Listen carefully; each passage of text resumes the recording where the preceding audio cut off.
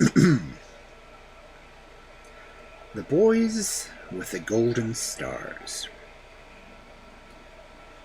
Once upon a time, what happened did happen, and if it had not happened, you would never have heard this story.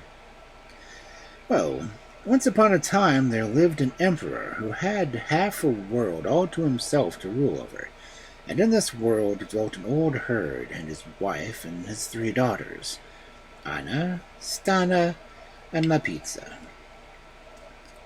Anna, the eldest, was so beautiful that when she took the sheep to the pasture, they forgot to eat as long as she was walking with them. Stana, the second, was so beautiful that when she was driving the flock, the wolves protected the sheep. But Lapizza, the youngest, with skin as white as the foam on the milk, with hair as soft as a lamb's softest wool, was both as beautiful as her sisters together, and beautiful as she alone could be. One summer day, when the rays of the sun were pouring down on the earth, the three sisters went to the woods on the outskirts of the mountain to pick strawberries. As they were looking about to find the largest berries grew, they heard a tramp of horses approaching, so loud that they would have thought the whole army was riding by. But, as it was only the emperor going to hunt with his friends and attendants. They were all fine, handsome young men who sat their horses as though they were part of them, and the finest and handsomest of all was the young emperor himself. As they drew near the three sisters and marked their beauty, they checked their horses and rode slowly by. "Sisters, sisters," said Anna as they passed by, "if one of those young men should make me his wife, I would bake him a loaf of bread which should keep him young and brave forever."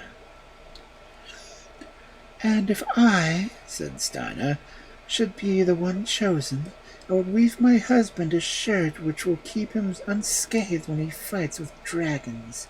When he goes through water, he will never even be wet, or if through fire, it will not scorch him."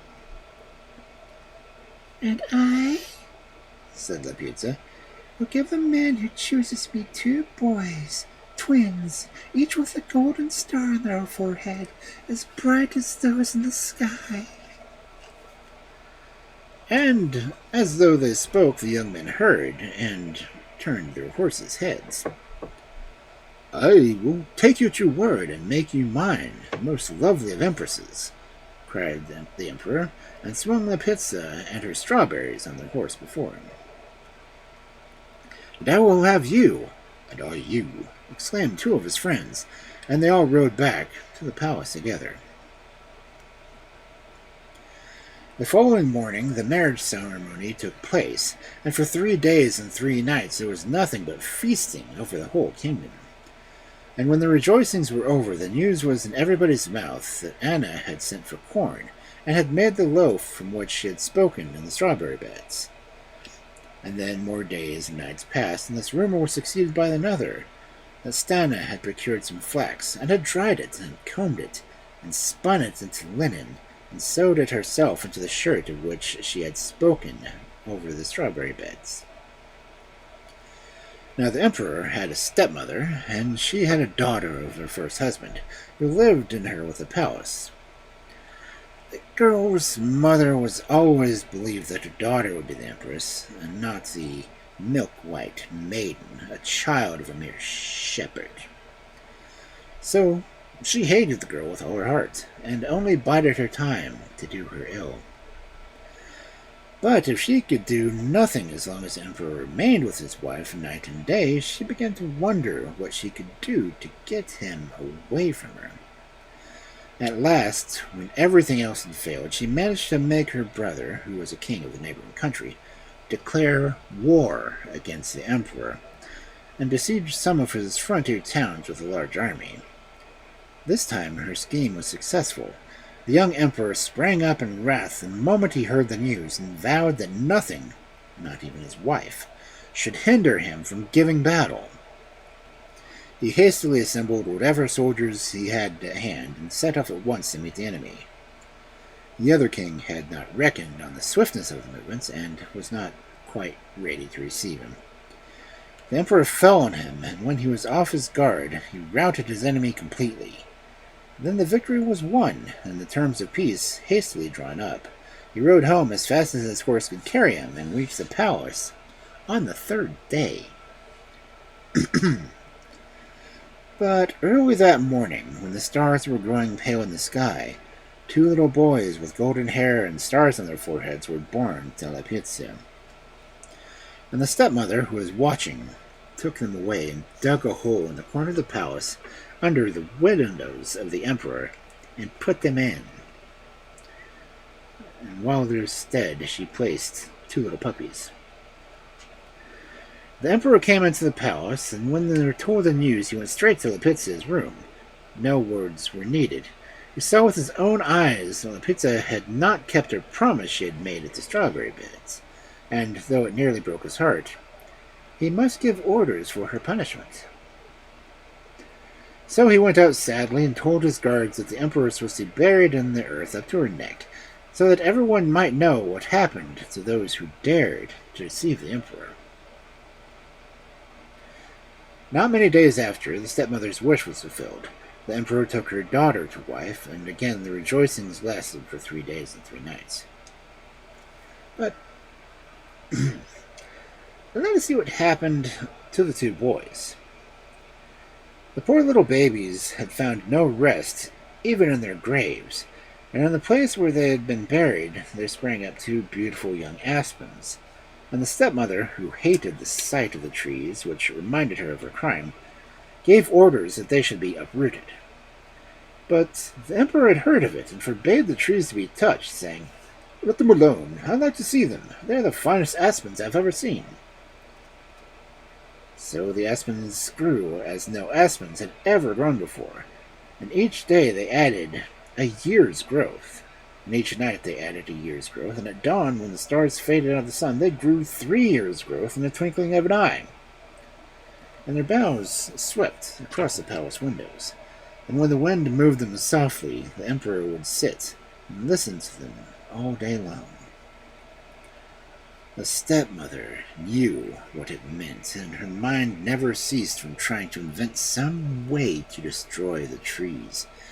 It was not an easy thing, but a woman's will can press milk out of a stone, and her cunning will overcome heroes.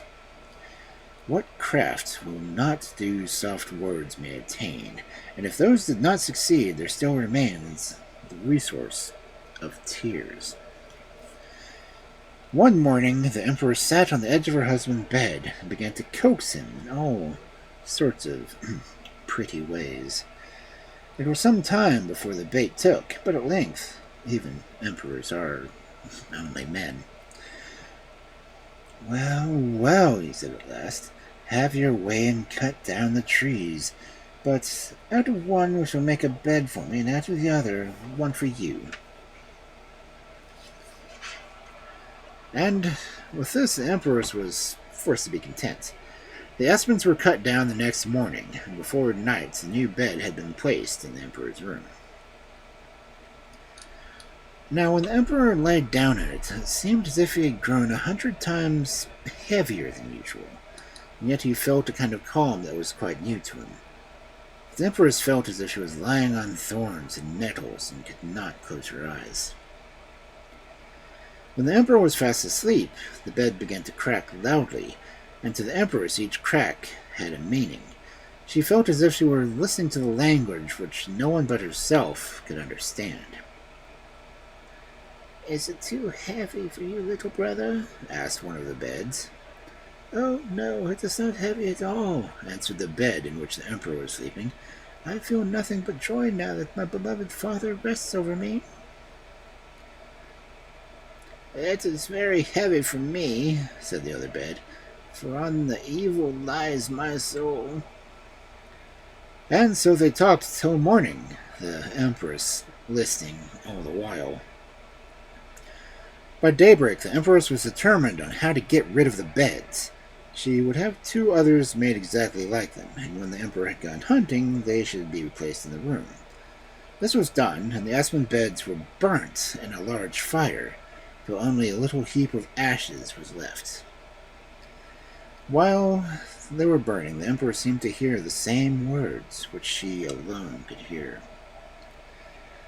Then she stooped and gathered the ashes and scattered them to the four winds, so that they might blow over fresh lands and fresh seas, and nothing remain of them.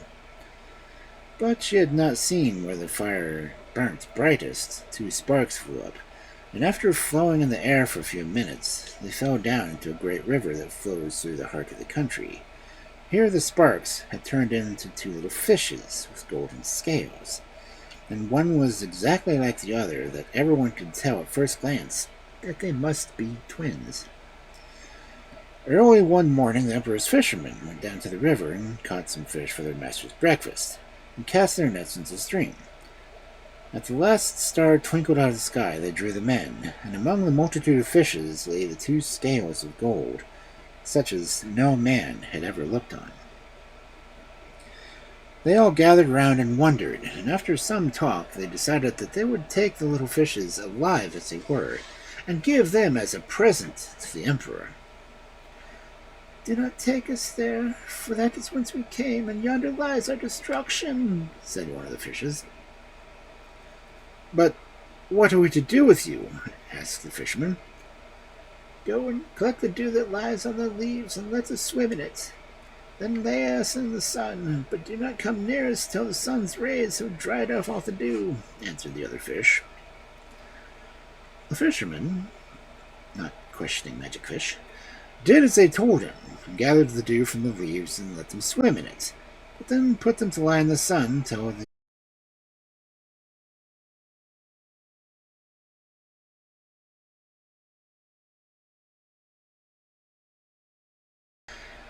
And when he came back, what do you think he saw? Why, two boys, two beautiful young princes, with hair as golden as the stars on their foreheads, and each so like the other that at first glance everyone knew them to be twins.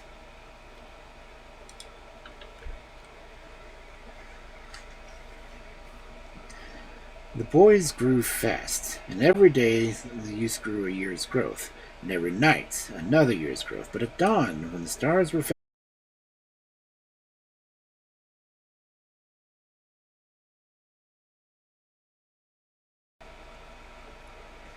and they grew in other things beside height too, thrice in age, thrice in wisdom, and thrice in knowledge.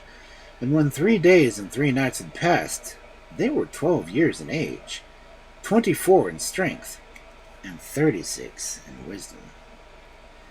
"Now, take us to our father," they said.